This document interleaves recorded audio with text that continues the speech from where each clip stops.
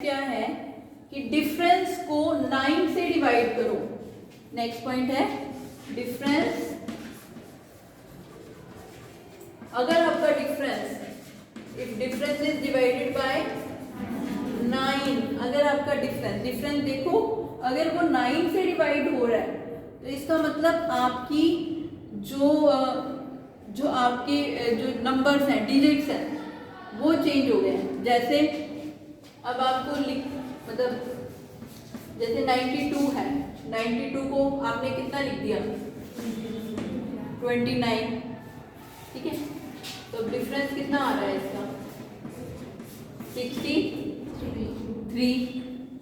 92 लिखने थे आपने लेकिन लिख दिया कितना 29, तो इनका डिफरेंस कितना आ रहा है 63 का ही डिफरेंस आ रहा है मान लिया हमारे उसमें। तो 63 कितने से डिवाइड आ रहा है 3 से डिवाइड हो रहा है। 63 कितने से डिवाइड हो रहा है 3 से, ठीक है।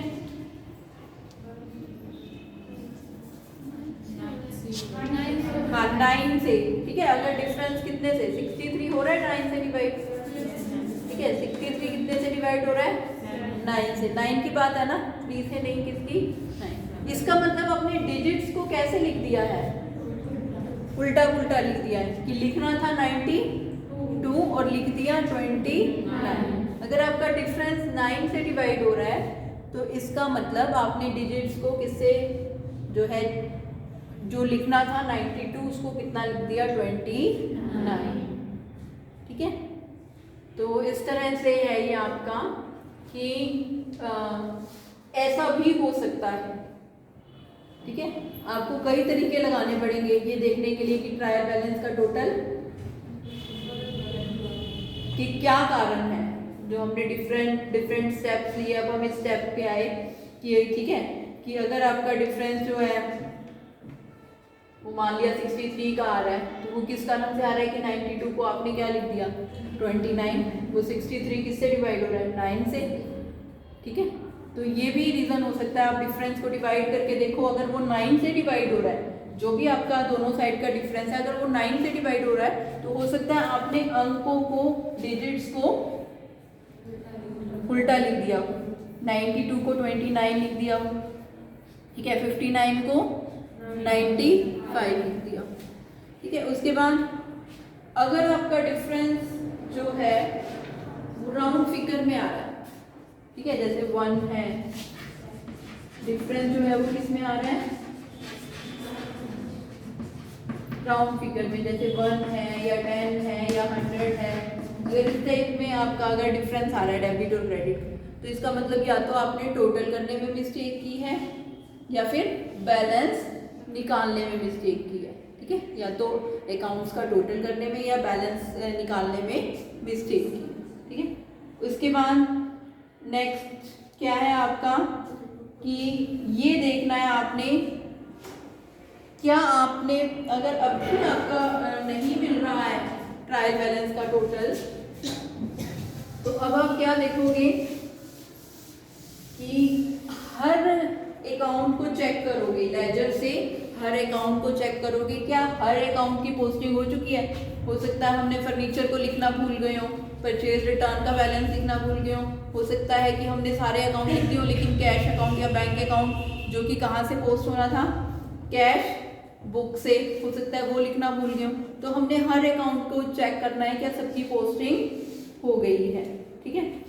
उसके बाद प्रीवियस ईयर की बैलेंस शीट के बैलेंस आते हैं, ठीक है। तो वो भी आएंगे, जैसे कैपिटल अकाउंट हम बनाएंगे तो प्रीवियस ईयर के जो बैलेंसेस हैं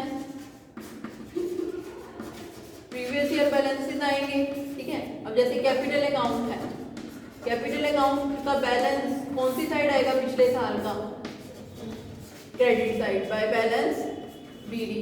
5 लाख की आपकी कैपिटल है, क्या वो आपने पोस्ट कर दिया था, ये देखना आपने जो पिछले साल के बैलेंस शीट के आइटम्स हैं क्या वो हमने पोस्ट सारे बैलेंसेस एसेट्स के लायबिलिटीज की कैपिटल के वो पोस्ट कर दिए हैं, ठीक है। फिर हम ये चेक करेंगे, ठीक है। फिर है check the figures which are not clearly written, जो क्लियरली शो नहीं हो रही। हो सकता है आपको 2995 शो हो रहा हो और वो क्लियरली शो नहीं हो रहा हो, वो 2915 लिखा हो, ठीक है, या 2975 लिखा हो आपको 95 शो हो रहा है, ठीक है। तो वो फिगर्स आपको दोबारा चेक करनी है जो क्लियरली आपको क्लियरली रिटर्न नहीं है, जो साफ नहीं लिखी हुई। उसके बाद अगर डिफरेंस बहुत ज़्यादा है ट्रायल बैलेंस का, ठीक है, इफ डिफरेंस इज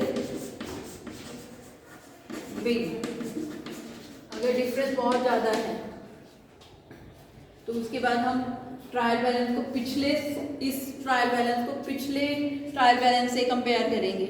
हो सकता है कोई अमाउंट ही हम लिखना भूल गए हो, तो वो दोनों को मैच करके पता चल जाएगा, क्योंकि ऑलमोस्ट सारा कुछ क्या आएगा, सेम ही आएगा ना, ठीक है। तो हो सकता है कि आप जो है फर्नीचर का अकाउंट लिखना भूल गए हो, कोई एसेट का अकाउंट या कोई और लाइबिलिटी का अकाउंट या कोई एक्सपेंस लिखना भूल गए हो, तो फिर हम क्या करेंगे कि करंट ईयर के ट्रायल बैलेंस को किससे मैच करेंगे, प्रीवियस ईयर के ट्रायल बैलेंस।